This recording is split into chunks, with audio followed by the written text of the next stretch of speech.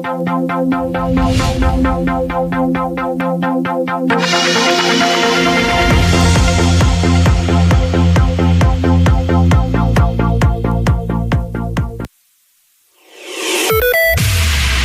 noche en su emisión estelar, Sin Reservas, Jo a juicio el próximo lunes tras rechazo de otra petición. Conferencia Episcopal cuestiona independencia de poderes, mientras el padre Juan Ángel López señala que el caso de Jo es la punta del iceberg. El expresidente está siendo juzgado, pero es la punta del iceberg, porque la realidad es mucho más profunda y ustedes lo saben, y yo lo sé. Y denuncian a 28 diputados por apoyar reelección de Juan Orlando Hernández. Ellos apoyaron la reelección presidencial y ese delito de traición a la patria no prescribe. Esto es Impacto BTV Estelar, el poder de la noticia.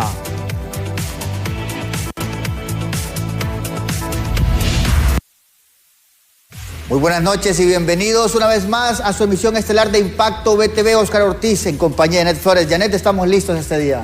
Así es, Oscar. Muy buenas noches. Nosotros listos, por supuesto, con nuestra agenda de informativo. Usted sea parte de ella en esta hora.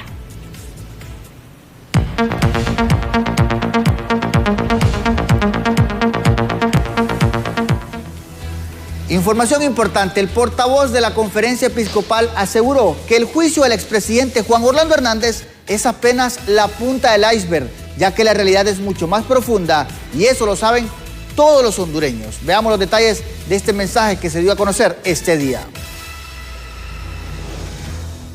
El juicio del expresidente Juan Orlando Hernández, el cual inicia el próximo lunes, tiene a la expectativa a todos los hondureños, quienes quieren saber cuál será el futuro del exmandatario y por los nombres que podrían salir de la Corte del Sur de Nueva York.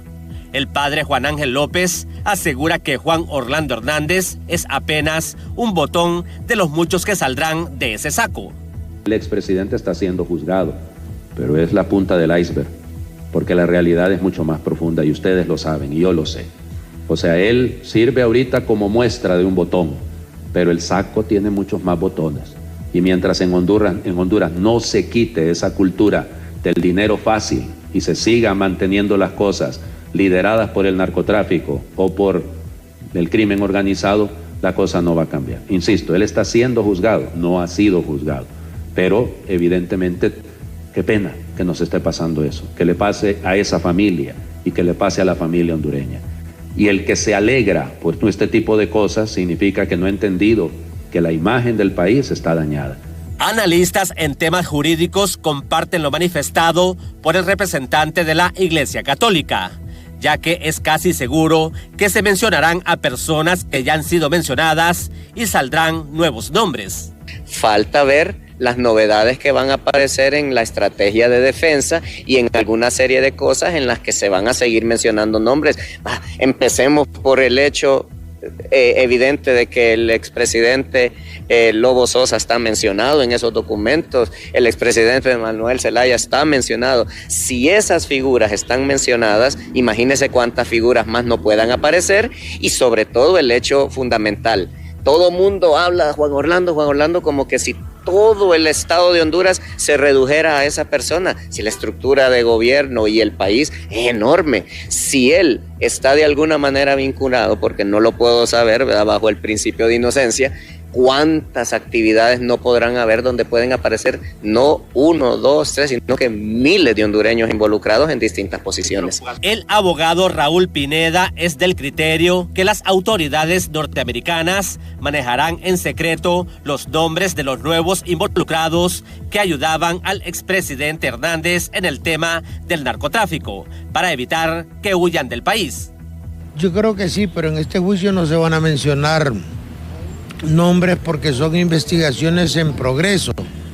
Entonces se podrá mencionar algunos tal vez accidentalmente y como una necesidad absoluta para la declaración del testigo, pero por regla general lo que se va a hacer es mantener con confidencialidad los nombres de las personas porque hasta este momento se les está investigando. Los analistas jurídicos aseguran que no cabe duda que del juicio del exmandatario hondureño saldrán más involucrados. Y estas personas están con miedo porque podrían ser los siguientes en ser pedidos en extradición por la justicia norteamericana. En cámara, Walter Pérez, en edición Julio Peña, les informó Luis Durón. Bien, y cabe resaltar también que el juez Kevin Castell ha negado la solicitud que ha hecho la defensa del exmandatario Juan Orlando Hernández de postergar nuevamente este juicio, por lo cual continuará su curso este próximo 12 de febrero. En otras noticias, el país ya no cuenta con credibilidad en sus instituciones y no ha sido capaz de individualizar todos los poderes, una situación que por supuesto nos deja muy mal parados ante la falta, además de gobernabilidad, una piedra en el camino para poder lograr una mejor cara ante los organismos internacionales, es lo que han asegurado ya los analistas. Es muy evidente cómo los poderes del Estado, sobre todo como desde el Ejecutivo, desde el Congreso, hay una complacencia, hay un entendimiento, y uno puede creer de que ahí no hay separación de poderes. Y por otro lado también hay muchos hechos que todavía hay que agregar. Ese nombramiento del fiscal general y del fiscal adjunto, todavía la opinión pública internacional no la han podido convencer que ese nombramiento fue legal, habida cuenta que se hizo por 9 diputados, cuando la norma establece 86.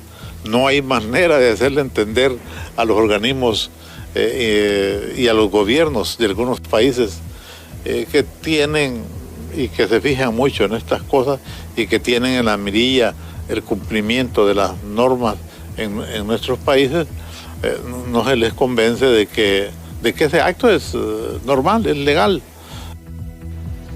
Vamos a mencionar también que el juez Castell desestimó la petición que había presentado la defensa de Juan en relación a los cuestionarios contra quienes van a formar parte del jurado el próximo lunes 12 de febrero. Sobre este tema también se ha filtrado una serie de audios de llamadas telefónicas en donde vinculan al exmandatario Juan Orlando Hernández, esto al dar órdenes o recibir ciertas atenciones en relación con la estructura criminal MS-13. El gobierno de Estados Unidos solicitó al tribunal que determine la admisibilidad de declaraciones y llamadas como parte de las pruebas presentadas por la Fiscalía de Nueva York en el juicio del expresidente hondureño Juan Orlando Hernández. Estamos hablando de 1000 gigas de pruebas en contra del señor Juan Orlando Hernández. Y hay siempre, fíjese, elementos entre líneas que hay que aprender a leer. Cuando el señor Juan Orlando Hernández es presentado en el año 2022, cuando se le da captura y se lleva a los Estados Unidos, es presentado por el fiscal general de los Estados Unidos, Merrick Garland, elemento que ni siquiera lo vimos cuando se dio la captura y la presentación de grandes narcotraficantes como el señor Chapo Guzmán. En un informe reciente se incorporaron 4 llamadas de audio entre miembros y asociados de la MS-13, mostrando conexiones y protección en el envío de drogas. Las autoridades buscan ofrecer porciones de ciertas llamadas de audio interceptadas legalmente por autoridades hondureñas alrededor de 2015, en una investigación relacionada con dicha estructura criminal.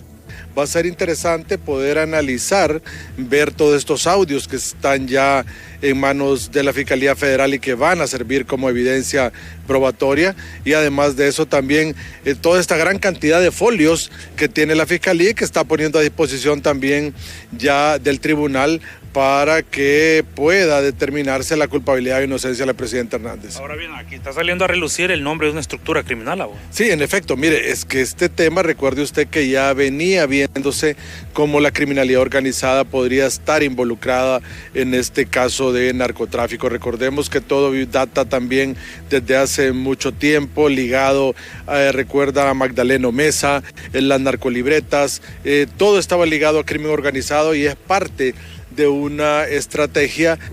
Las conversaciones mencionadas involucran a varios individuos discutiendo la presencia del acusado, supuestamente Juan Orlando Hernández, y sus vínculos con el narcotráfico. Detalles específicos incluyen menciones de millones de dólares recibidos, asignación de equipo de élite de la policía para acciones específicas y discusiones sobre rutas para el envío de dinero y artículos a través de la frontera. Yo creo que la mejor vía que tiene Juan Orlando Hernández es esa, porque ha sido acusado de 3 delitos federales. Los delitos federales, sobre todo relacionados a drogas, la pena máxima que tienen es de cadena perpetua. En ese sentido, significa que Juan Orlando Hernández puede ser condenado a 3 cadenas perpetuas, pero si él llega a un acuerdo de culpabilidad, puede hacer que le quiten 2 delitos y lo condenen por un delito a cadena perpetua o quizás menos años. El gobierno de Estados Unidos argumenta que estas llamadas deben considerarse como declaraciones de conspiradores y solicita su admisibilidad como evidencia en el juicio. Con imágenes de Elvis Zambrano, les informó Walter Pérez. En tanto, una vez que se lleve a cabo este juicio en contra del expresidente Juan Orlando Hernández en los Estados Unidos, las autoridades dieron a conocer que se actuará de oficio, levantando ya líneas de investigación en contra de personas que estén vinculadas a esos actos de corrupción. Claro que hay líneas de investigación, pero sea por justamente estas personas que están allá en Nueva York y que no se les puede ejercer la acción penal, entonces lo que se está haciendo es ejerciendo la privación de dominio. Si usted ve, hace poco se obtuvo una sentencia en relación al señor Juan Antonio Hernández, que es una de esas personas que usted manejó. Nosotros, el Ministerio Público, está muy pendiente de esos juicios que se están llevando a Nueva York.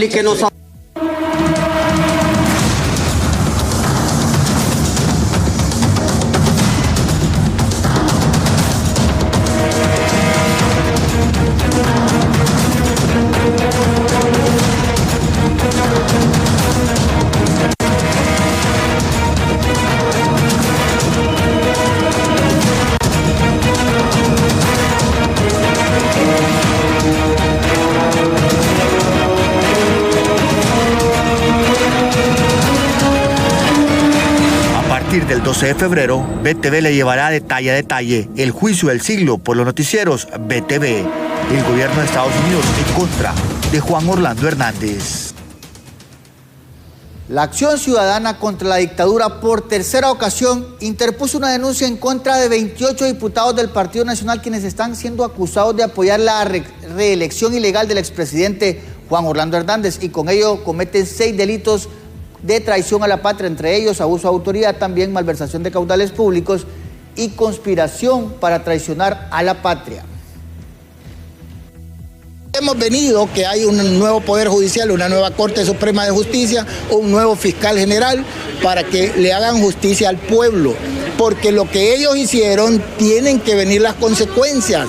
El delito de traición a la patria es una pena de reclusión de 15 a 20 años y la conspiración para traicionar a la patria es de 5 a 6 años.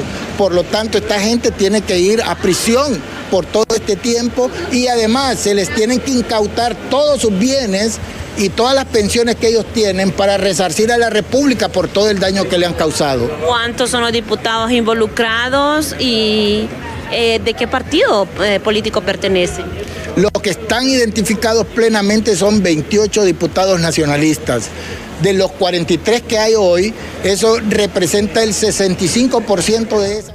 Y en otros temas, ante la urgencia de despenalizar muchos delitos que criminalizan la labor de los comunicadores y periodistas en el país, el Congreso Nacional ya ha anunciado reformas al Código Penal. Desde el pasado 10 de mayo del 2020 entró en vigor en Honduras el nuevo Código Penal que criminaliza el ejercicio del periodismo, limita el derecho a la información y a la libertad de expresión. Ante la situación, el Congreso Nacional anunció que habrá una nueva reforma al mismo y también al Código Procesal Penal, por lo cual deberá ser socializada con distintos sectores y presentada el próximo 4 de abril. Hemos estudiado el día de hoy también algunos tipos penales que tienen que ver con la libertad de expresión, que están precisamente en el Código Penal, que atentan contra el trabajo de los compañeros periodistas. Sin embargo, aunque se entiende la necesidad de acabar con todas aquellas acciones que limitan la libertad de expresión, los abogados aseguran que se debe estar atentos a estas reformas, sobre todo de los delitos contra el honor tipificados en los artículos 229, 230 y 231, que establecen penalización por injuria y calumnia. En este caso, lo que es la libertad de expresión, créalo que más bien pues quedaríamos sentados en la última butaca del Concierto de las Naciones. Se debe nunca más volver a penalizar a algún periodista, a alguna persona que da opinión pública. Caeríamos quizás en situaciones que ya por naturaleza o por antonomasia los gobiernos de corte de izquierda pues siempre van restringiendo lo que es la libre expresión en esos países. Todo esto además se ha dado a conocer después del anuncio de una comisión en el legislativo que regulará la libertad de expresión, por lo que defensores de derechos humanos han insistido en que las leyes deben ser adecuadas de forma progresiva y no de retroceso como ocurrió en la última reforma. En tanto, la difamación, injurias y calumnias no deben ser criminalizadas, sino aplicárseles sanciones civiles. Recordando que los derechos humanos son progresivos. Cualquier cosa que signifique regresar, que signifique retroceder en materia de derechos humanos, es algo que debe ser incluso objeto de un recurso de inconstitucionalidad ante la Corte Suprema. Garantizar en primer lugar los derechos humanos de la población y que nunca más la legislación penal sea un instrumento de persecución, de criminalización, de discriminación, sino Toda reforma realizada al Código Penal, concuerdan estos expertos, deberá garantizar el respeto, protección y promoción de la libertad de expresión y el derecho a la información de la sociedad. Con las imágenes de Marvin Andino, les informó Janet Flores. Continuamos con más información aquí en Impacto BTV Estelar. El actual fiscal adjunto interino del Ministerio Público ha desmentido la probabilidad de participar como magistrado al Tribunal Superior de Cuentas por el Partido Libertad y Refundación, ya que algunos miembros, incluso del mismo oficialismo, ya habían mencionado esa situación. Desde el primer día nosotros lo dijimos, para nosotros vamos a estar trabajando, cumpliendo el deber constitucional y el deber legal, pero sí seguimos excitando a las distintas bancadas a que elijan en propiedad, bien sea ratificándonos a nosotros o igualmente dentro de los 5. Yo no me he postulado ni me voy a postular al Tribunal Superior de Cuentas. Yo estoy cumpliendo mi trabajo en el Ministerio Público y lo seguiré cumpliendo hasta que se elija en propiedad o hasta que termine nuestro mandato. Ampliamos lo último que sucedió con un extraditable, ya que el juez natural dictó arresto provisional para Jorge Luis Aguilar Reyes, quien es pedido en extradición por el gobierno de los Estados Unidos. Reyes fue trasladado desde la zona norte hasta Tegucigalpa y hoy en audiencia se declaró su arresto provisional y él mismo fue trasladado a Támara.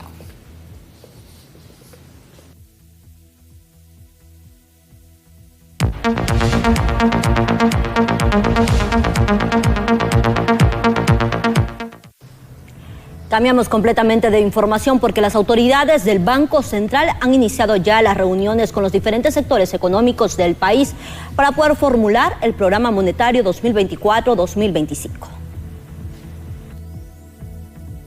Las autoridades y los técnicos del Banco Central se están reuniendo con los diferentes agentes económicos del país para recolectar los insumos necesarios que les permita formular el programa monetario con las expectativas económicas para este 2024 y el 2025. Contiene un análisis detallado del contexto internacional relevante para la economía hondureña y de la evolución reciente y perspectivas de variables económicas de interés nacional, como el crecimiento económico, la inflación, la dinámica de las exportaciones y las importaciones, los flujos de remesas familiares, el nivel de reservas internacionales, así como el comportamiento del crédito, de los depósitos, por mencionar algunas. Para elaborar este programa monetario, es de suma importancia disponer de datos fidedignos. Es por ello que hemos iniciado una serie de reuniones con actores e instituciones privadas y públicas que son claves para el desarrollo económico del país, para contar de primera mano con información valiosa para ese fin. Los economistas aseguran que las reuniones que las autoridades del Banco Central sostienen con los empresarios es para conocer cuáles son las expectativas que tienen las empresas que exportan, como la maquila, para este año. Mire, yo creo que en este momento lo que está haciendo Banco Central es como recogiendo información de sectores que pueden diseñar o preparar de cuáles podrían ser las perspectivas para el próximo año. Tengo yo entendido que las autoridades del Banco Central se han reunido con las empresas, sobre todo las maquiladoras, para ver cuáles son las expectativas de cuánto va a ser el volumen de exportaciones y cuánto sería el probable ingreso de divisas que va a tener nuestro país. Esa es una buen síntoma, y además de eso también se deben tomar en cuenta otras variables, por ejemplo toda la parte fiscal, cómo va a estar el nivel de inversión, el nivel del gasto público, cómo se va a comportar, por ejemplo, el consumo privado también. El expresidente del Colegio de Economistas, Elmis Cárdenas, asegura que el país necesita un acuerdo con todos los sectores que permita tener expectativas a largo plazo, que indiquen hacia dónde va el país, porque se sigue haciendo más de lo mismo. Necesitamos establecer pactos a nivel de todos los sectores para poder orientar el país y, si es posible, establecer metas, hacer compromisos a mediano plazo, precisamente para dar esta orientación de hacia dónde queremos llevar el país y que esto genere confianza en todos los sectores. Hasta el momento no se sabe para dónde va el país, don Elmis.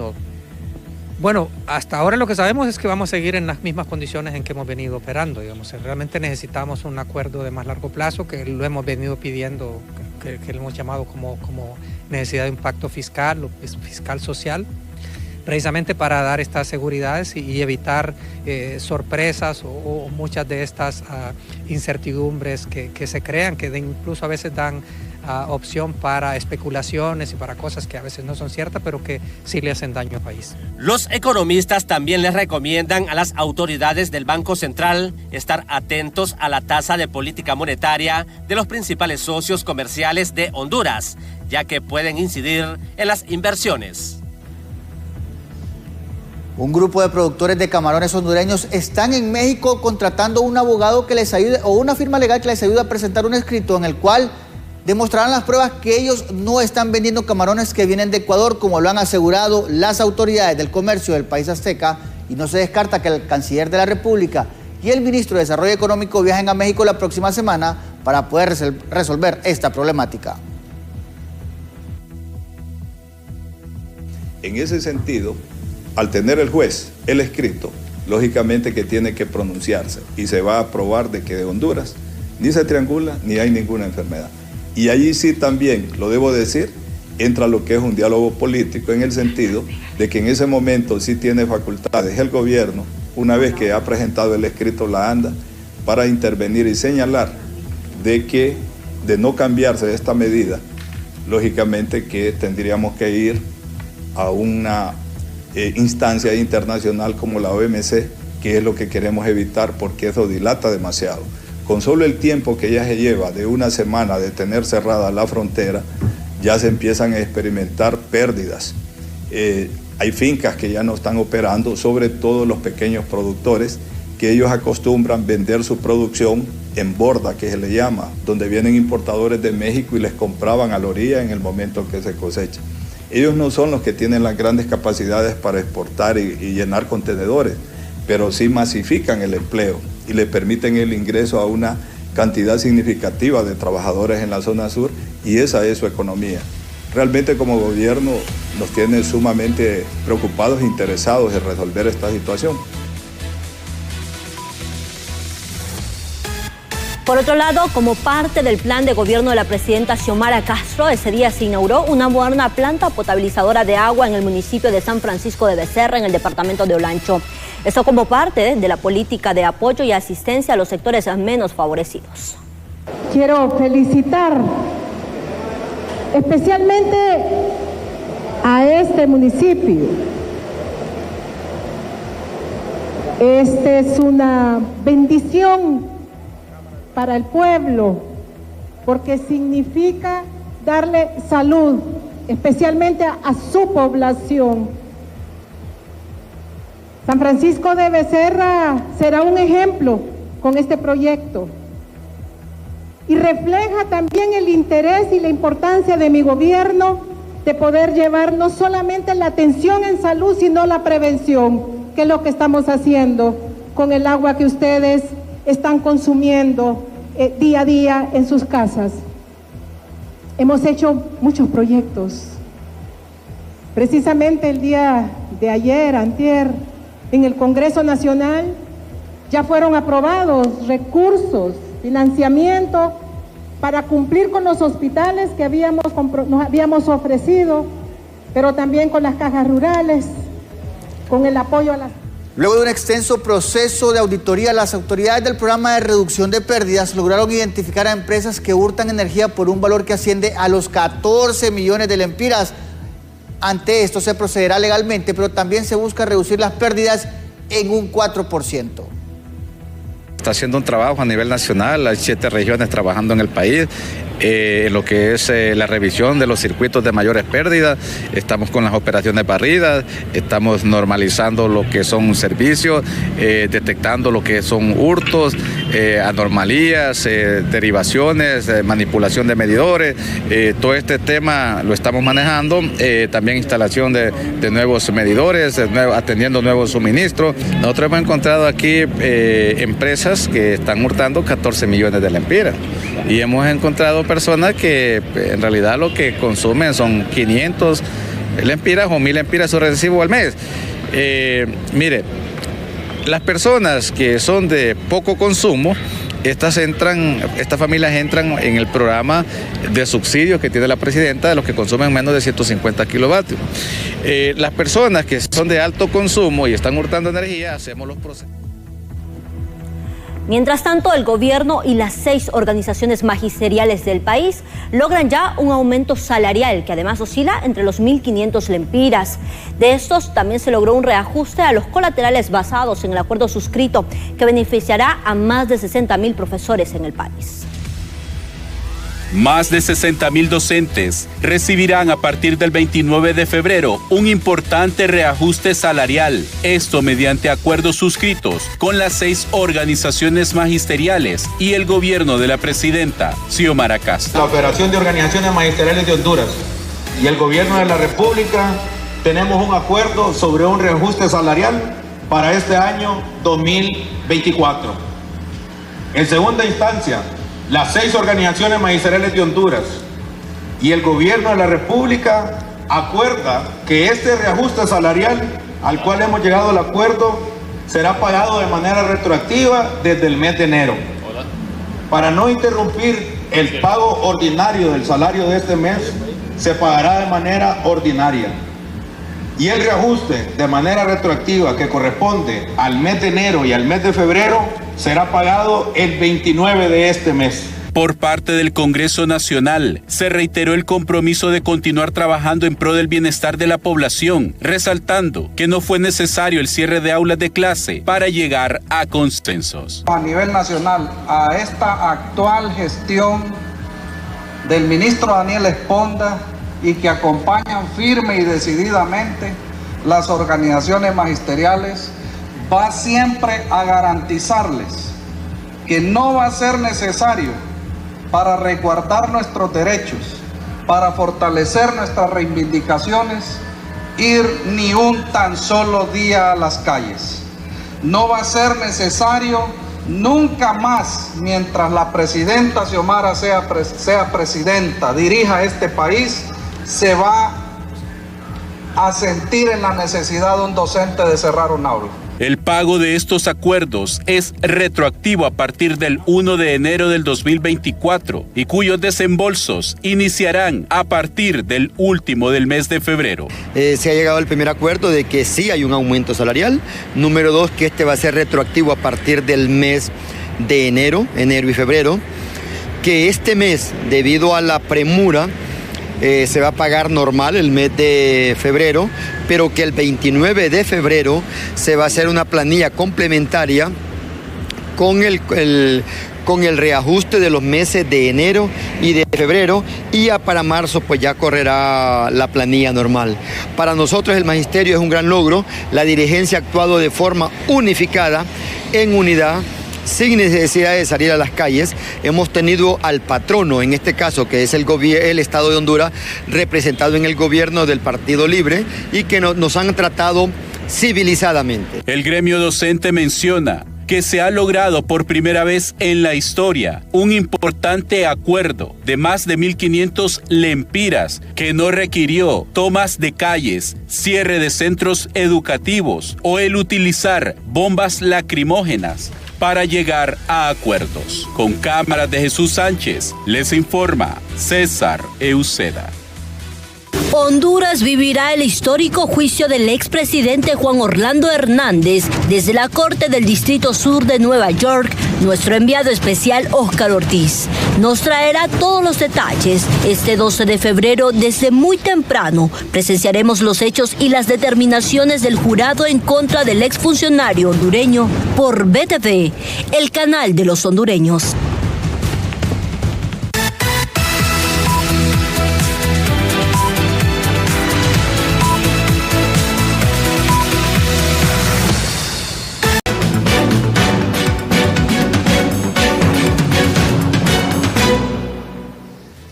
Visa Ficosa presenta dinosaurios recargados. Vive la aventura jurásica en escala real. Compra tus entradas en Smart Ticket y recibí 20% de descuento al pagar en tarjetas Ficosa. Disfruta de lunes a domingo en Expocentro, San Pedro Sula.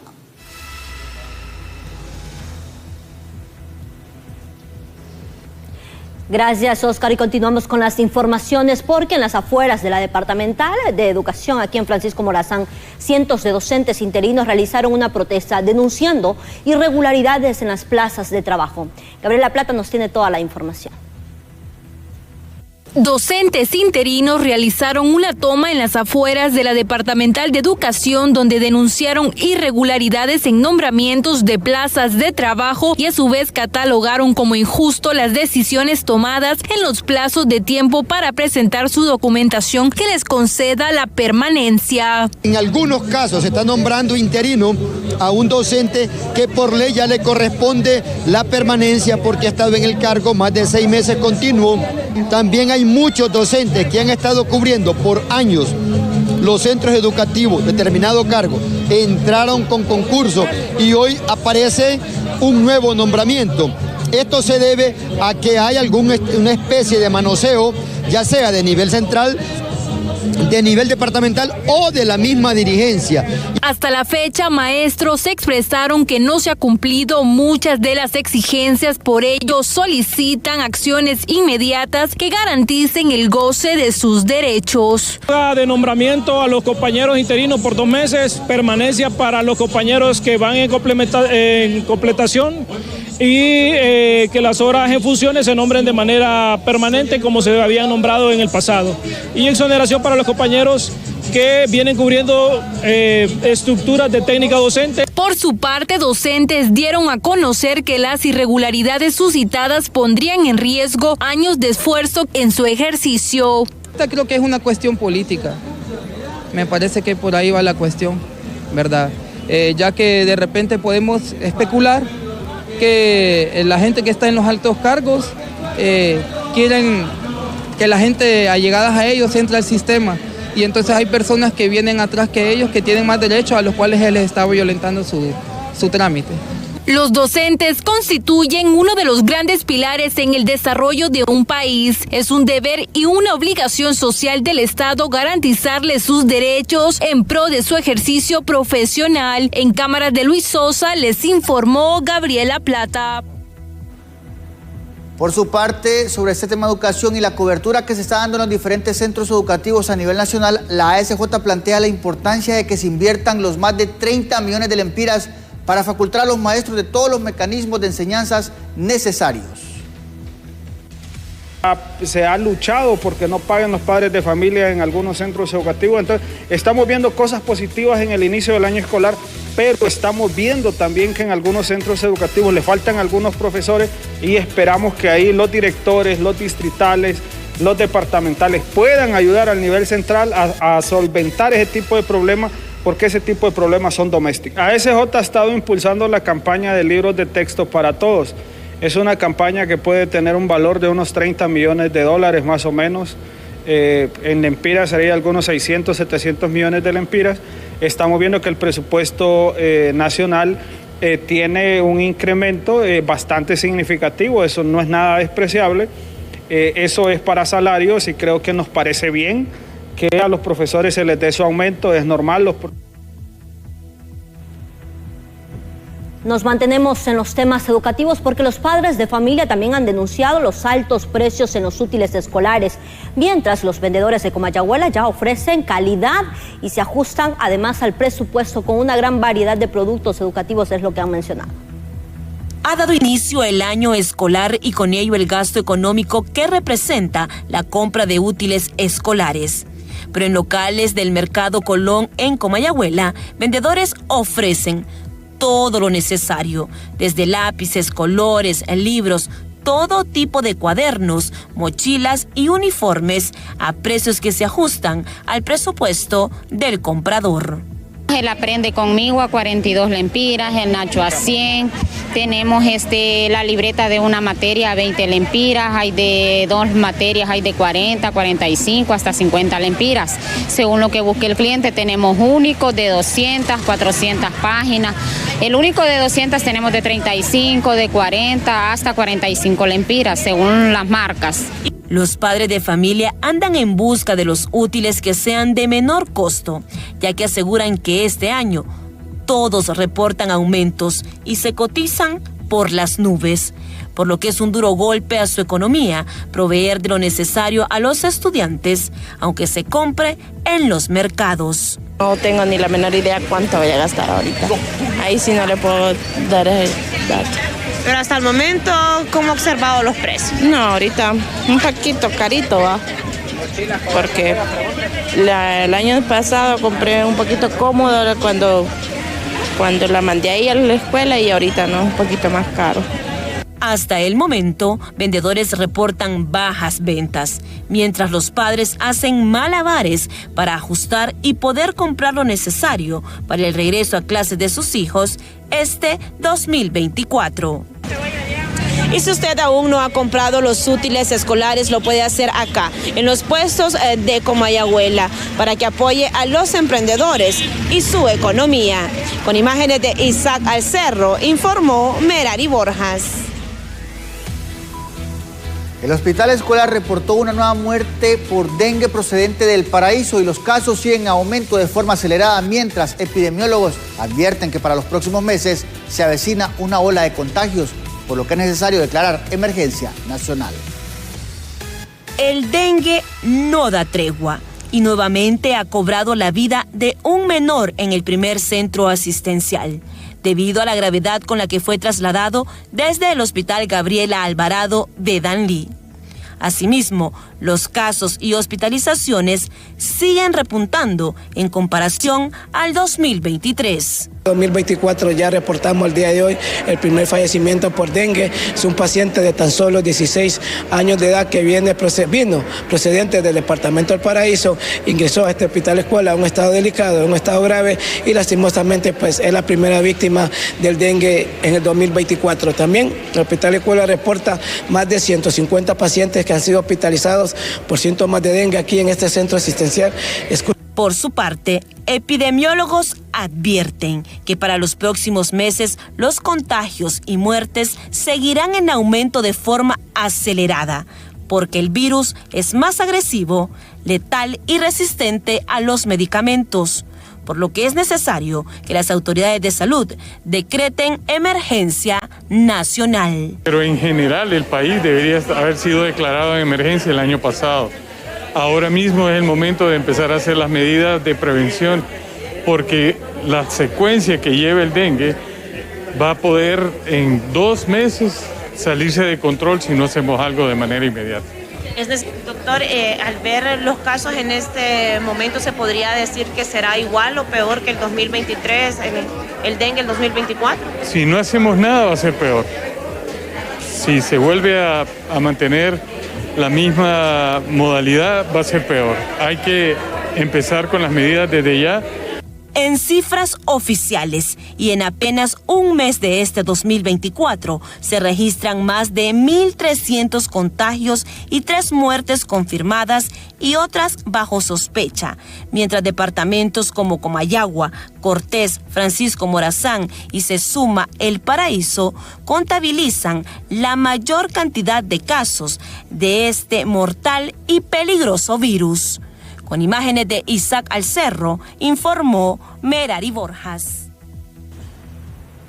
Bien, y además las autoridades sanitarias de El Paraíso han ya encendido una alerta roja y reportan con preocupación un acelerado incremento de casos, hospitalizaciones y muertes por dengue, confirmando el deceso de 2 niños por esta mortal enfermedad, mientras los centros asistenciales permanecen abarrotados de pacientes con síntomas de ese virus, provocando así una nueva epidemia entre la población de la zona oriental y la amenaza de que este departamento sea el nuevo epicentro del virus.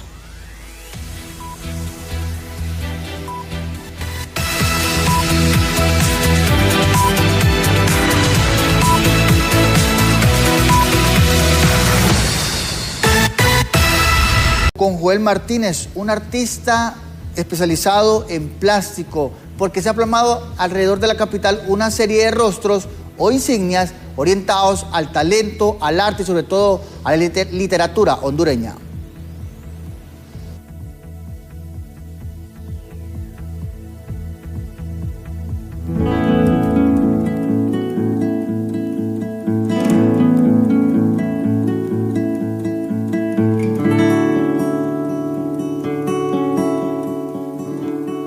Arte urbano.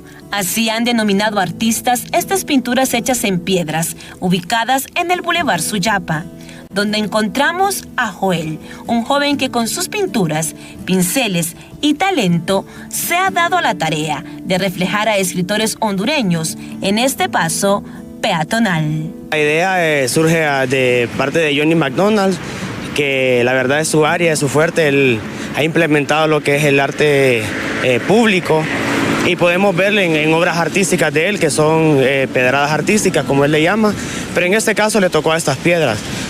Podemos ver que son escritores, son poetas hondureños y lo que queremos nosotros también dejar un legado y pues poner color a lo que es la ciudad. ¿Por qué inspirar? Poetas como Rigoberto Paredes, Roberto Sosa, Juana Pavón, o mejor conocida como Juana la Loca, y José González, son algunos de los rostros que se pueden observar en honor a sus obras, mantener vivos sus trabajos y aporte a la literatura hondureña. En este caso, escritores y poetas que al día de hoy se está perdiendo mucho. Y podemos ver, pues, en este caso, pues, 5 poetas que ya dejaron un legado y 5 poetas que aún siguen construyendo para poder dejar un legado a las nuevas generaciones. Y no son simples pinturas en piedras. Detrás de estos trabajos hay dedicación, conocimientos, paciencia, amor, tiempo y mucho talento puesto por parte de sus creadores para dar vida y color a esta calle. A mí lo más bonito es la figura humana. Desde pequeño me ha encantado la figura humana, entonces me ha tocado estudiar casi 10 años para poder lograr ya lo que es la figura completa de la figura humana. Hay ciertas partes que son complejas al inicio, porque son bien milimétricas, en este caso las manos, a muchas personas se les hace difícil los pies, los dientes, las sonrisas, las expresiones, pero eso se va construyendo. Esta iniciativa es en conjunto con la Secretaría de Arte y Cultura, la Alcaldía Municipal y un grupo de artistas plásticos que quieren que la capital se vea bonita y cultural. Si usted transita por el Boulevard Suyapa, puede admirar, cuidar y apoyar estas obras de arte que forman parte de nuestra literatura. Con imágenes de Isaac Alcerro, informó Merari Borjas. Enhorabuena por el arte hondureño, que sin duda debe ser más apoyado en nuestro país. Pero cambiemos totalmente de tema, porque ante los altos índices de femicidio, la Conferencia Episcopal de Honduras hace un llamado a detener la violencia contra las mujeres, mientras las organizaciones defensoras de sus derechos siguen exigiendo un alto a la impunidad. A alarmantes cifras de feminicidios en el país mantienen preocupados a distintos sectores, entre ellos la Iglesia Católica, por lo que la Conferencia Episcopal de Honduras se ha pronunciado al respecto pidiendo un alto a la violencia contra la mujer y exhortando a no promover esta problemática mediante comentarios machistas. Es que muchas de las mujeres en Honduras son asesinadas vilmente como un ataque porque son mujeres. Entonces, primero la familia. Segundo, que se aplique la ley, pues. Es decir, ¿cuántos casos quedan impunes en el país? Tú eres varón y yo soy varón. No estamos siendo educados para respetar a las mujeres. Hay mucho machismo todavía en Honduras y eso debe desaparecer, lo cual no significa un desequilibrio. Tanto vale un varón como vale una mujer. Por su parte, organizaciones defensoras de los derechos de la mujer aplauden este llamamiento por parte de la Iglesia y manifiestan que no se cansarán de exigir justicia y condenar la poca respuesta por parte de las autoridades.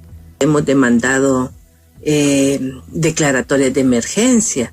Esto es un hecho que yo celebro, que la Conferencia Episcopal se sume a las voces que, como debe ser, porque esta no es una lucha solo de las mujeres, esta es una lucha o una demanda, una reivindicación de una sociedad en su conjunto que cada vez más apela a la violencia para resolver los conflictos. Durante el 2023 se registraron 386 muertes de mujeres, representando un aumento del 30% en comparación al 2022, lo que convierte a Honduras en el quinto país con más feminicidios. Con imágenes de Walter Pérez, les informó Marisol Ramos. Captura de impacto, ya que elementos policiales detuvieron a una persona por haber matado a su padre en Omoa Cortés. Analistas políticos aseguran que Honduras atraviesa una ola de violencia imparable.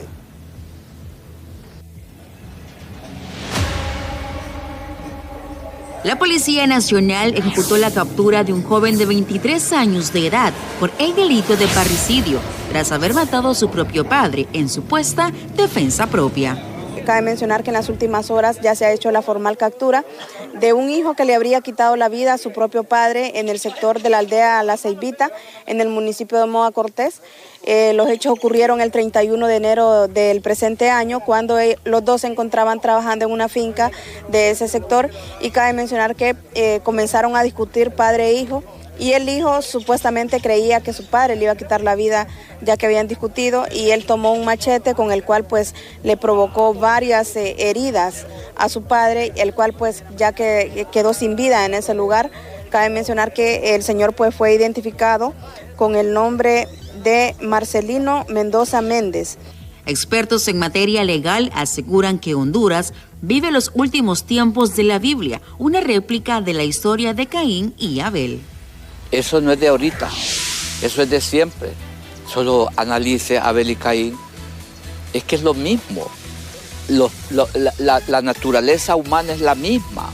Lo que pasa es que ahora con los medios de comunicación por todos lados ocurre algo en Japón y en un segundo lo sabemos.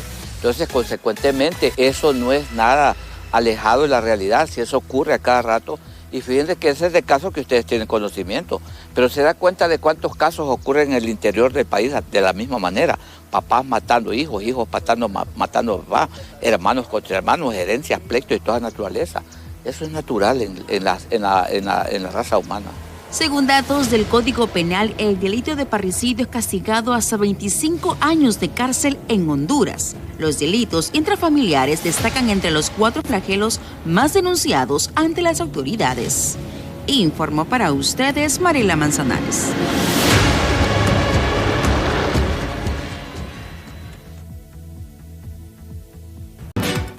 Esto ha sido todo de nuestra parte. Gracias por habernos acompañado una vez más aquí en la emisión de Impacto BTV Estelar junto a Oscar. Buenas noches. Así es, Janet, buenas noches. Nos despedimos. También se registró un incendio en la zona norte, específicamente en el Leonardo Martínez. Sin embargo, se trató de una falsa alarma porque fue contenida por los bomberos. De esta manera cerramos la emisión de hoy. Honduras vivirá el histórico juicio del expresidente Juan Orlando Hernández. Desde la Corte del Distrito Sur de Nueva York, nuestro enviado especial Óscar Ortiz nos traerá todos los detalles. Este 12 de febrero, desde muy temprano, presenciaremos los hechos y las determinaciones